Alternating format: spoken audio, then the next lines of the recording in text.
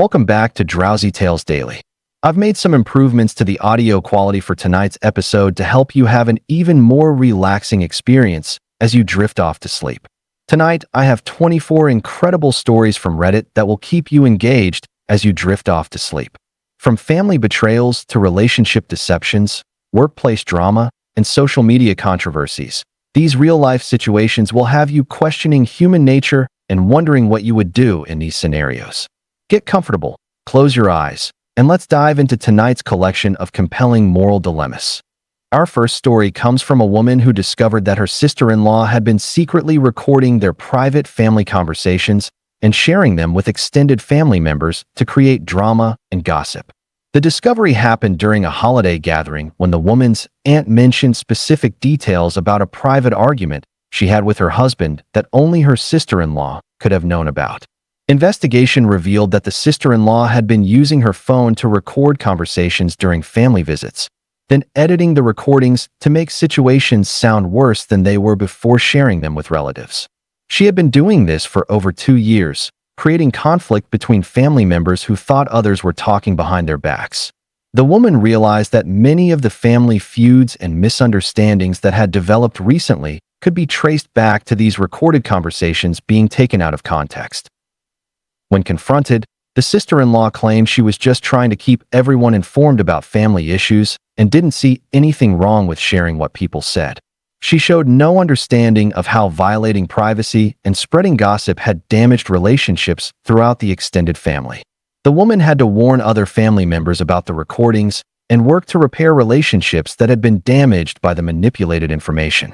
Our second story involves a college student who found out that his study group partner had been stealing his research and selling it to other students in different classes and universities. The partnership had lasted an entire semester, with both students contributing to shared research projects and study materials. However, the student became suspicious when he noticed that his partner always insisted on keeping all the digital files and would get defensive when asked to share certain documents. The truth came out when a friend from another university mentioned seeing the student's research being presented by someone else in their economics class. Investigation revealed that the partner had been taking the student's original research, analysis, and written work, then selling it to students at other schools who needed help with similar assignments. He had been marketing himself as a freelance academic consultant and charging hundreds of dollars for work that wasn't his own. The partner had been careful to only sell the work to students at different universities to avoid detection, but had gotten careless and started selling to students in overlapping social circles. When confronted, the partner claimed that since they had worked together, he had the right to use their shared materials however he wanted. He showed no remorse for stealing intellectual property and profiting from someone else's hard work. The student had to report the academic fraud to both universities involved and document his original research to prove ownership of the work that had been stolen. Our third story comes from a man who discovered that his longtime barber had been charging him double the normal rate for over 3 years while telling other customers that he was getting a discount. The man had been a loyal customer for 5 years and trusted his barber completely, never questioning the prices or comparing them to other shops in the area. The deception came to light when the man's friend mentioned how lucky he was to get such cheap haircuts when the friend paid much more at the same shop.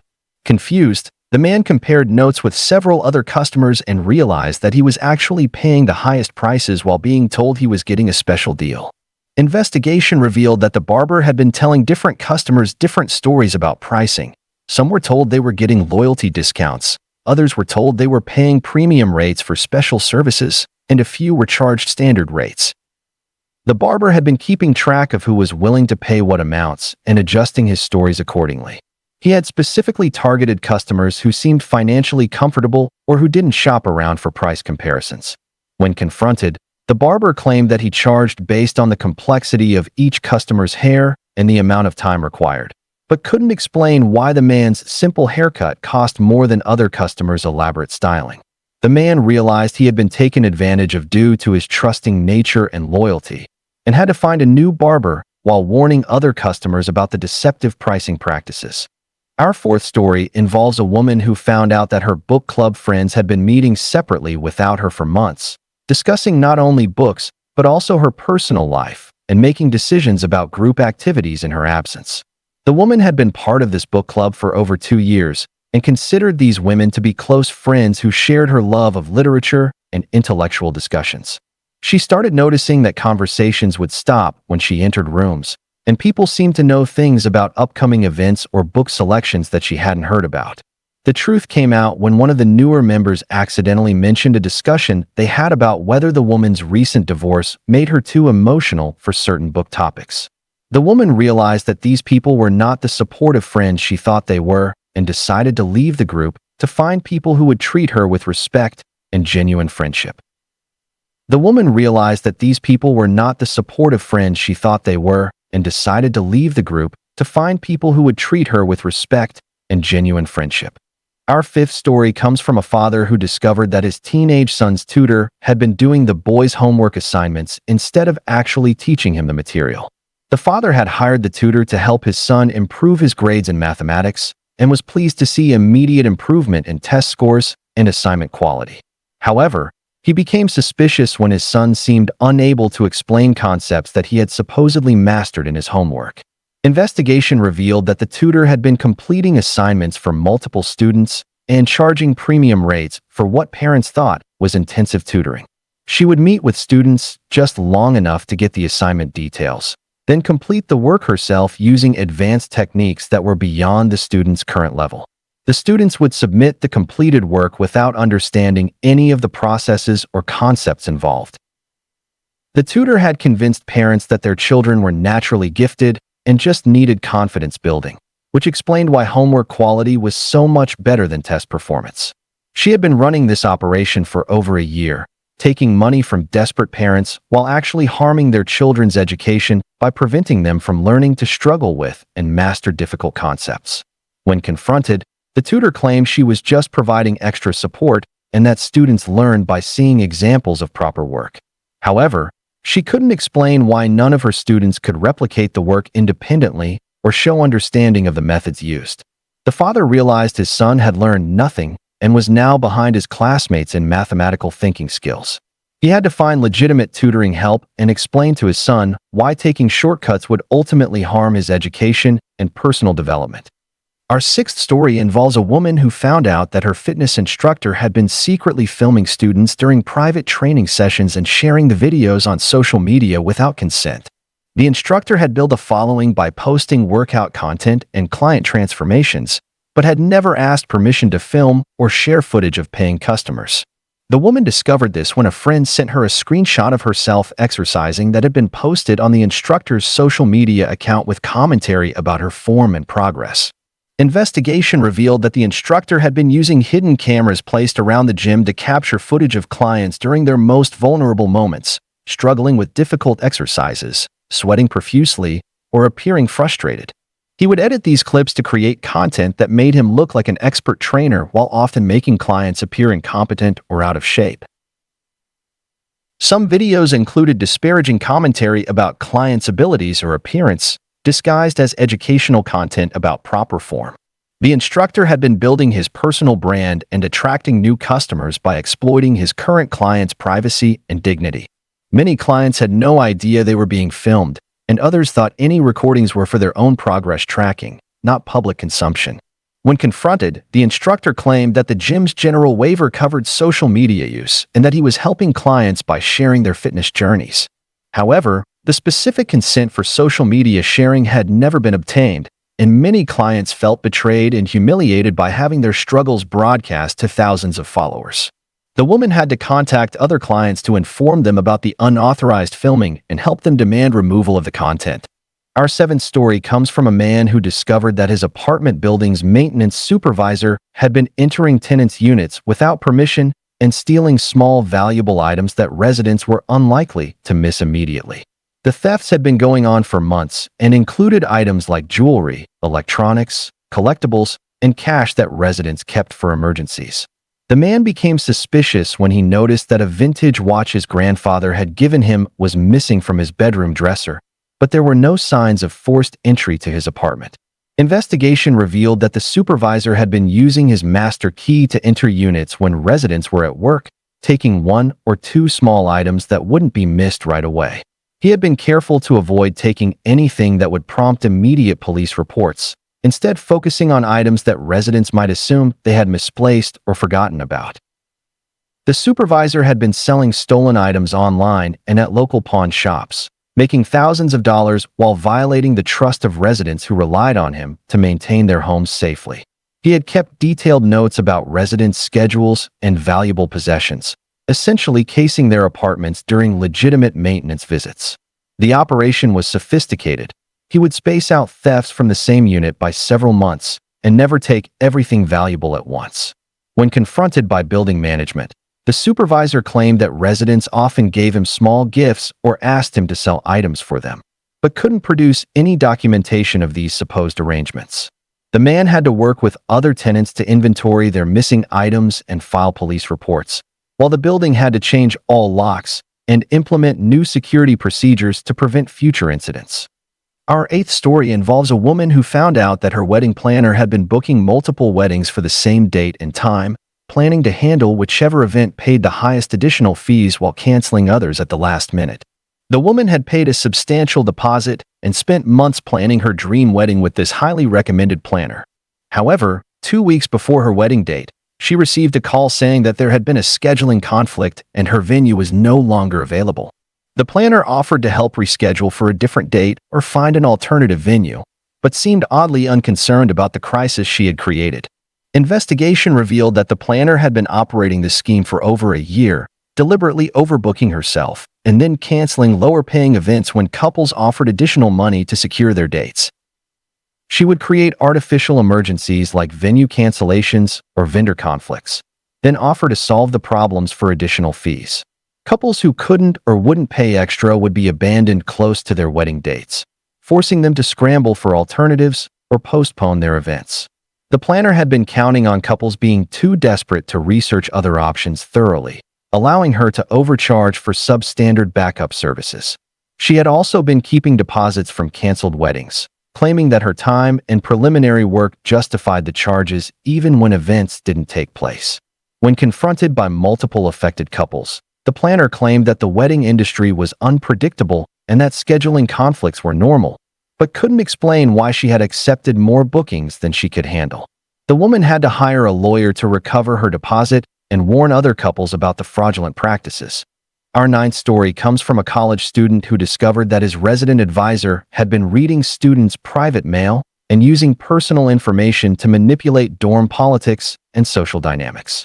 The RA had access to mail delivery and had been opening letters, packages, and official documents to gather information about students' personal lives, family situations, and academic standing. He would then use this information to create alliances, spread gossip, and position himself as someone who understood what students were going through. The student became suspicious when the RA seemed to know private details about his family's financial struggles that he had only shared in letters to his parents. Investigation revealed that the RA had been systematically violating federal mail privacy laws to maintain social control over his dormitory floor. He had been reading letters from home to learn about family problems, opening financial aid documents to understand students' economic situations, and even intercepting care packages to see what kinds of support students were receiving. The RA would use this information to offer fake sympathy and support while actually manipulating students for his own social benefit.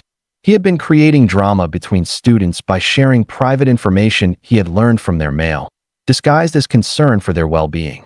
The operation had been going on for an entire academic year, affecting dozens of students who trusted him as their residential advisor and mentor. When confronted, the RA claimed he was just trying to be a better advisor by understanding students' challenges, but couldn't explain why he had never asked permission or informed students that their mail was being monitored. The student had to report the federal crime to both university administration and postal authorities, leading to criminal charges and the implementation of new mail security procedures in all campus housing. Our 10th story involves a woman who found out that her personal trainer at an expensive boutique gym had no actual fitness certifications and had been making up workout routines that were potentially dangerous for people with health conditions. The trainer had an impressive physique and spoke confidently about exercise science, leading clients to believe he was highly qualified and knowledgeable. However, the woman became concerned when she developed persistent joint pain after following his high-intensity routines, and her doctor warned her that some exercises were inappropriate for her age and fitness level. Investigation revealed that the trainer had completely fabricated his credentials, claiming certifications from organizations that didn't exist and degrees from institutions where he had never enrolled. The woman had to warn other clients about the fraud and help them understand that their injuries were due to incompetent training rather than their own limitations. The woman had to warn other clients about the fraud and help them understand that their injuries were due to incompetent training rather than their own limitations. Our 11th story comes from a man who discovered that his child's daycare provider had been giving children unauthorized medications to keep them calm and compliant during the day. The provider had been running a home daycare for several years and had an excellent reputation in the community for maintaining a peaceful, well-behaved group of children. However, the man became suspicious when his typically energetic 4-year-old seemed unusually drowsy and lethargic every evening after daycare. Investigation revealed that the provider had been giving children over-the-counter sleep aids and allergy medications that caused drowsiness, without parental knowledge or consent. She had been telling parents that their children were naturally calm and well-behaved at daycare, when actually they were being sedated to make them easier to manage. The provider had been researching which medications would make children sleepy without causing obvious symptoms, then crushing pills into snacks or drinks to hide the dosing. She had been particularly targeting children who were active or had behavioral challenges, essentially drugging them instead of providing appropriate care and activities. The operation had been going on for over a year, affecting dozens of children whose parents had no idea their kids were being given unauthorized substances.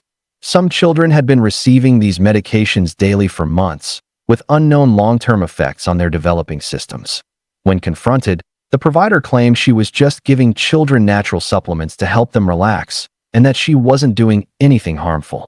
However, investigation revealed that she had been giving prescription-strength medications and doses that were inappropriate for children's ages and weights.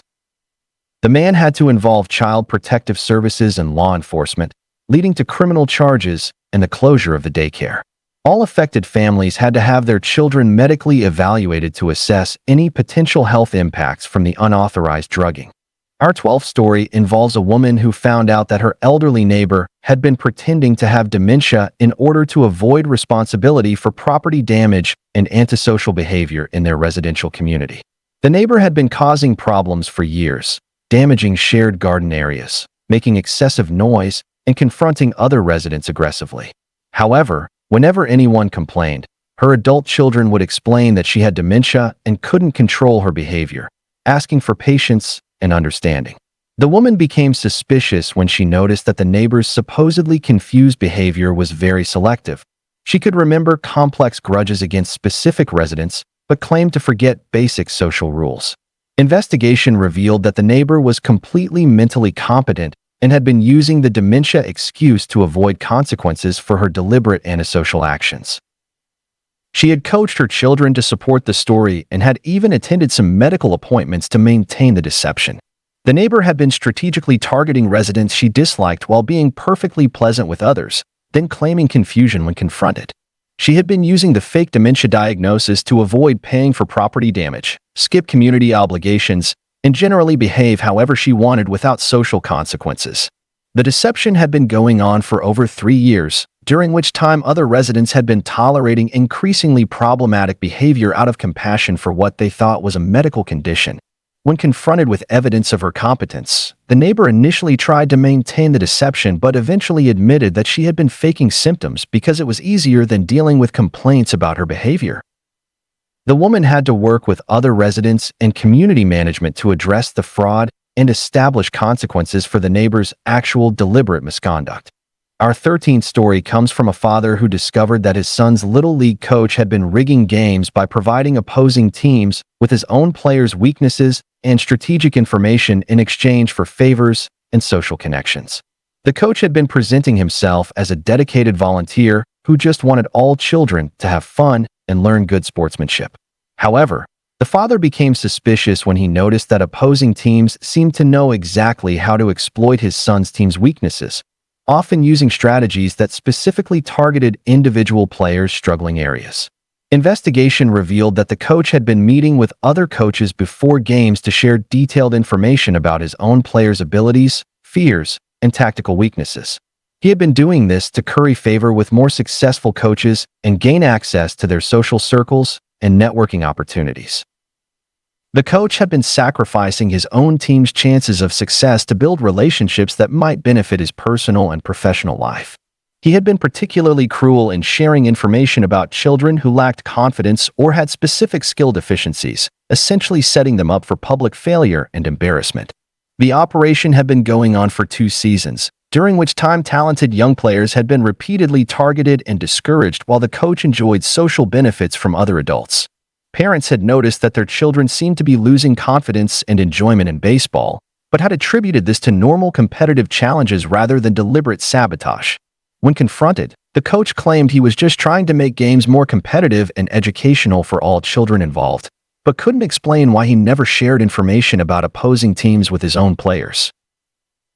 The father had to involve league administration to investigate the betrayal and implement policies to prevent coaches from sharing strategic information that could harm their own teams.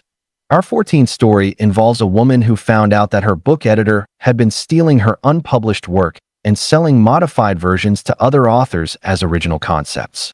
The editor had been working with the woman for over a year on her debut novel and had access to multiple drafts, character development notes, and plot outlines. However, the woman became suspicious when she started seeing recently published books that contained remarkably similar storylines, character types, and specific plot devices that she had created. Investigation revealed that the editor had been taking elements from clients' unpublished works and selling them as story concepts to other writers who were struggling with creativity or facing tight deadlines. She would modify enough details to avoid obvious plagiarism, while keeping the core creative elements that made stories compelling and marketable. The editor had been running this operation for several years, stealing from multiple clients, and building a reputation as someone who could help blocked writers find inspiration. She had been particularly targeting new authors who were desperate for professional help and unlikely to have legal resources to fight back if they discovered the theft. The operation was sophisticated. She would combine elements from different clients' works to create new concepts, making it harder to trace the original sources. Some authors who had purchased these stolen concepts had gone on to achieve publishing success with work that was fundamentally based on other people's creativity. When confronted, the editor claimed that all stories shared common elements and that inspiration came from many sources, but couldn't explain why so many specific and unique details appeared in work by authors she had helped. The woman had to hire a lawyer to protect her intellectual property and warn other writers about the theft of creative work. Our 15th story comes from a man who discovered that his therapist had been sharing details from his sessions with her other clients as entertainment and bonding material during their appointments. The therapist had been treating the man for anxiety and relationship issues for over 6 months, and he had developed trust in her professional judgment and confidentiality. However, he became concerned when he started dating one of her other clients and realized that she knew intimate details about his therapy sessions that could only have come from their therapist. Investigation revealed that the therapist had been using patients' personal stories as conversation material with other clients, presenting the information as anonymous examples but including enough specific details that people could identify each other. She had been creating a sense of community among her clients by sharing gossip disguised as therapeutic insights, essentially running a social circle rather than maintaining professional boundaries. The therapist had been particularly careless about sharing information about clients' dating lives, family conflicts, and personal struggles, often using these stories to make other clients feel better about their own situations. She had been violating fundamental professional ethics while charging full fees for therapy sessions that were compromised by her inability to maintain confidentiality. Several clients had unknowingly been discussing each other's private business without realizing that their therapist was facilitating inappropriate information sharing. When confronted, the therapist claimed she was using generalized examples to help clients understand that they weren't alone in their struggles, but couldn't explain why these examples contained specific identifying details. She showed no understanding of how her boundary violations had damaged the therapeutic relationship and potentially harmed clients who had trusted her with sensitive personal information. The man had to file complaints with both the state licensing board and professional ethics committees, while also warning other clients about the confidentiality breaches that had compromised their treatment.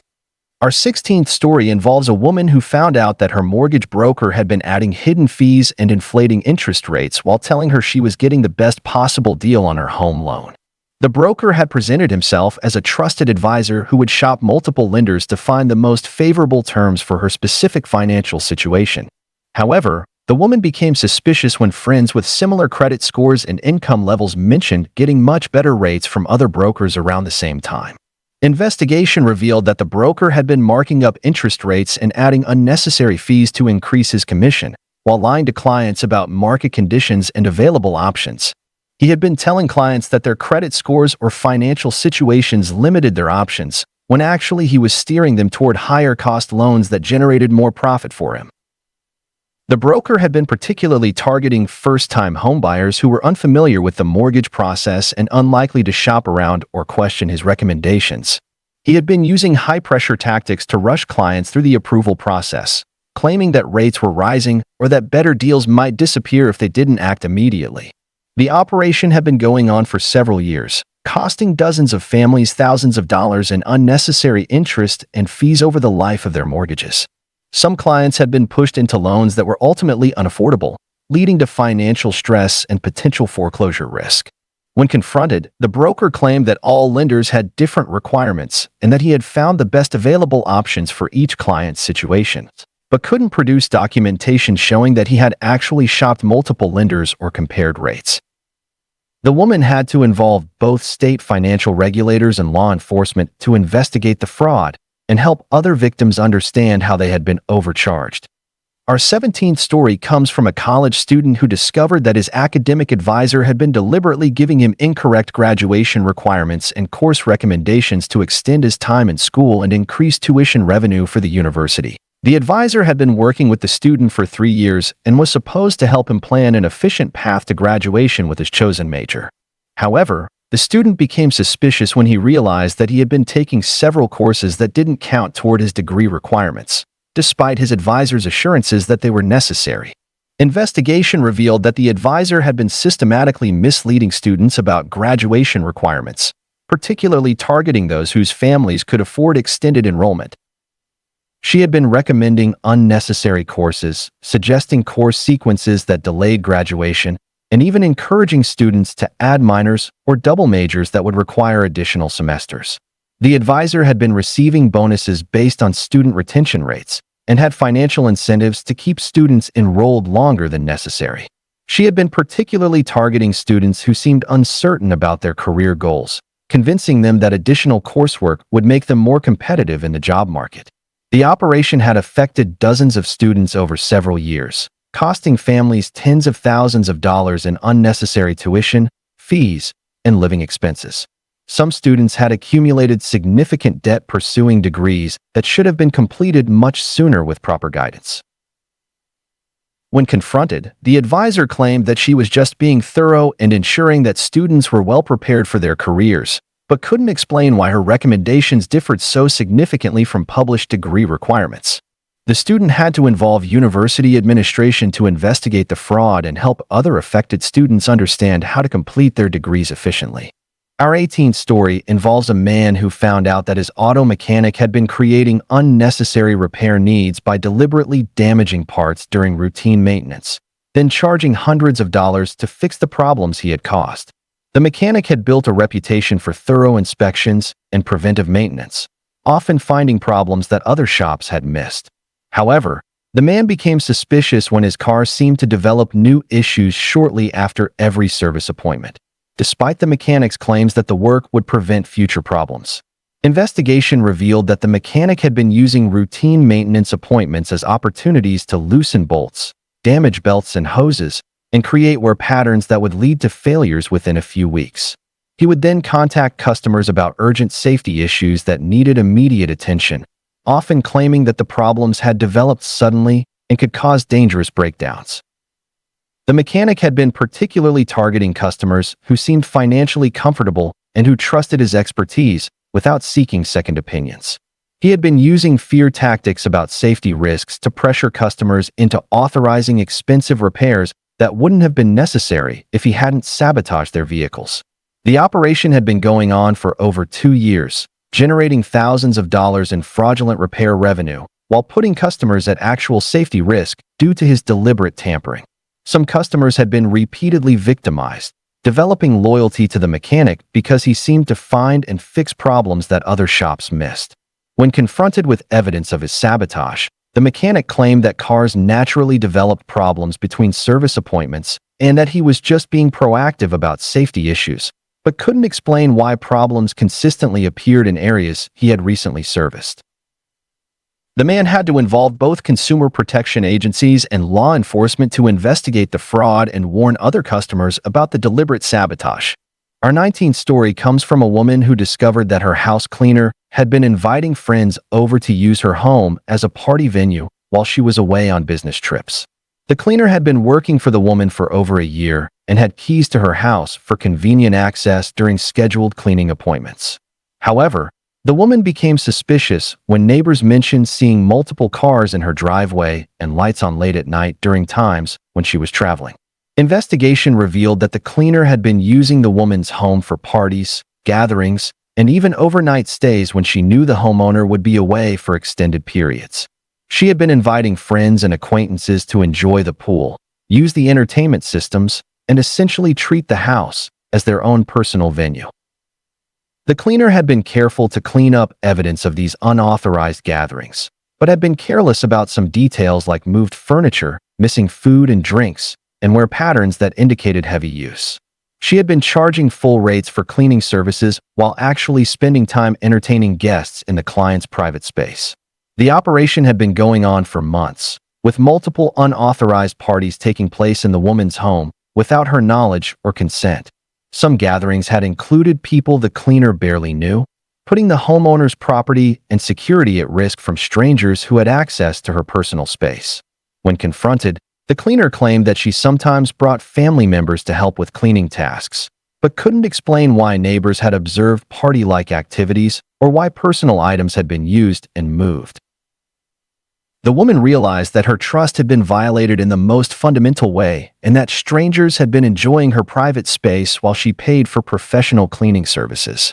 She had to change all locks, install security cameras, and warn other clients of the cleaning service about the unauthorized use of their homes. Our 20th story involves a father who found out that his daughter's private music teacher had been recording her lessons and selling the videos online as educational content without permission or compensation. The teacher had been working with the daughter for 2 years and had positioned himself as a mentor who was genuinely invested in her musical development. However, the father discovered the unauthorized recordings when a friend sent him a link to an online music education platform where his daughter's lessons were being sold as examples of proper technique and student progress. Investigation revealed that the teacher had been secretly filming multiple students during private lessons, then editing the footage to create instructional videos that he sold to other music teachers and students around the world. He had been marketing the content as featuring talented young musicians, using his students' performances to build his reputation as an effective instructor. The teacher had been making significant income from these video sales while charging full rates for private lessons that were actually being monetized without his students' knowledge. He had been particularly exploiting students who showed rapid improvement or who had natural talent, using their progress to demonstrate his teaching methods. The operation had been going on for over 3 years, generating thousands of dollars in revenue while violating the privacy and consent of dozens of young musicians. Some students had been featured prominently in marketing materials for the teacher's online courses, essentially becoming unpaid child performers in his commercial enterprise. When confronted, the teacher claimed that the recordings were for educational purposes and that featuring students and instructional content was a common practice in music education, but couldn't produce any signed releases or evidence of parental consent. The father had to involve both educational regulators and child protection services to investigate the unauthorized commercial use of minors' performances. Our 21st story comes from a woman who discovered that her dog Walker had been using her keys to enter her home when she wasn't there and stealing prescription medications from her medicine cabinet. The dog Walker had been providing services for over 8 months and had earned the woman's complete trust through reliable care of her pet and professional behavior. However, the woman became suspicious when she noticed that her anxiety medications seemed to be running out faster than expected, despite no changes in her dosing schedule. Investigation revealed that the dog Walker had been taking pills from prescription bottles during her visits, carefully removing small amounts that wouldn't be immediately noticed. She had been targeting medications that had resale value or that she could use herself, including anxiety medications, pain relievers, and sleep aids. The dog Walker had been researching which medications were valuable and had been gradually escalating her thefts as she became more confident that the woman wasn't carefully tracking her pill counts. She had been using the legitimate need to enter the home for pet care as cover for what was essentially a drug theft operation. The thefts had been going on for several months and had affected multiple prescription bottles, potentially leaving the woman without necessary medications at crucial times. Some of the stolen medications were controlled substances, making the theft a serious felony that could have long-term consequences for both the thief and the victim. When confronted, the dog Walker claimed that she had occasionally taken a single pill when she was having panic attacks while caring for the dog, but couldn't explain why multiple different medications were missing or why she had never asked permission. The woman realized that her trust had been violated by someone she had given access to her most personal space and that her health had been put at risk by the theft of necessary medications. She had to involve law enforcement to investigate the drug theft, change all her locks, and find new pet care providers while also dealing with the challenge of replacing stolen controlled substances. Our 22nd story involves a man who found out that his elderly father's home health aide had been convincing the old man to change his will and give her power of attorney by claiming that his adult children were planning to steal his money and put him in a nursing home. The aide had been caring for the father for over a year and had developed what seemed like a genuine caring relationship with the elderly man. However, the man became concerned when his father started making accusations about family members planning to take advantage of him and began refusing visits from his children.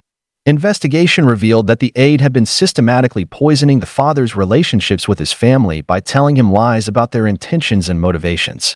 She had been claiming that his children only visited when they wanted money, that they had been discussing nursing home placement behind his back, and that they were planning to take control of his finances.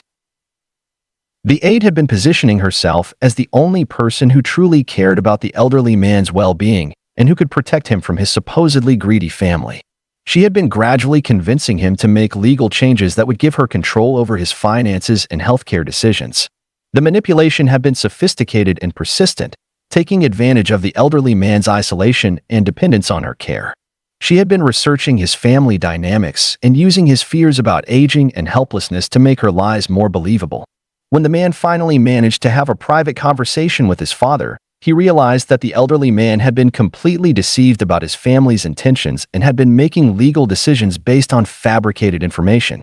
The aide had been preparing to gain control of significant assets while destroying the father's relationships with people who actually loved him. He had to involve elder abuse authorities and hire legal help to protect his father from financial exploitation and restore family relationships that had been damaged by the aide's manipulation. Our 23rd story comes from a college student who discovered that her study abroad program coordinator had been pocketing money meant for student activities and cultural experiences while providing substandard accommodations and educational opportunities. The coordinator had been running programs for several years and had a reputation for creating immersive cultural experiences that justified the high program fees. However, the student became suspicious when she compared notes with students from other programs and realized that they were receiving much better accommodations, more cultural activities, and higher quality educational experiences for similar costs. Investigation revealed that the coordinator had been systematically cutting corners on student services while charging premium rates for what were supposed to be comprehensive cultural immersion programs. She had been booking students into substandard housing, canceling planned cultural activities, and reducing educational components while keeping the money that should have been spent on these services. The coordinator had been telling students that cultural activities were canceled due to local circumstances or safety concerns, when actually she was simply pocketing the funds and providing minimal alternatives. She had been charging students for museum visits, guided tours, and cultural workshops that never took place, while claiming that the educational value came from independent exploration.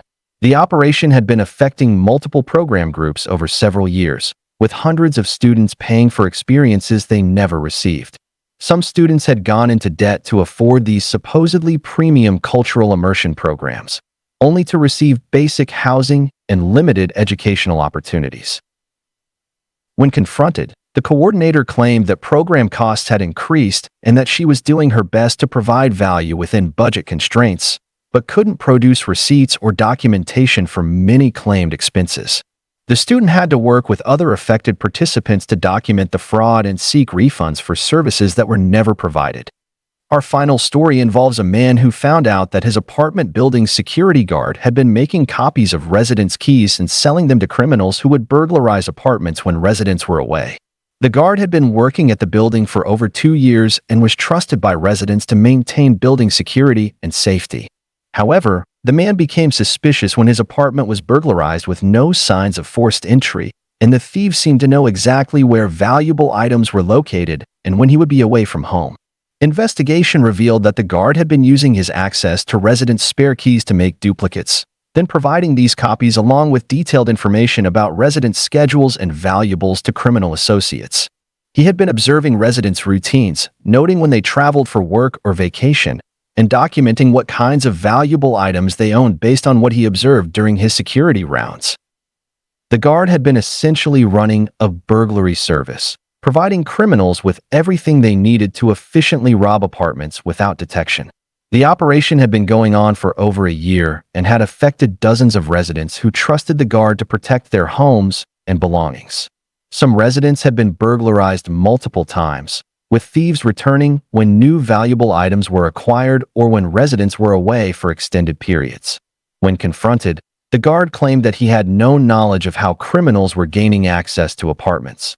But investigation revealed text messages coordinating burglaries and evidence of key duplication equipment in his possession. The man had to work with law enforcement and building management to investigate the crimes and implement new security procedures to prevent future incidents. That concludes tonight's collection of 24 stories, from privacy violations and academic fraud to elder abuse and organized criminal schemes. These situations remind us how important it is to stay vigilant about the people we trust with access to our homes, our families, and our personal information. Sweet dreams, and I'll see you tomorrow night with more fascinating tales from Reddit.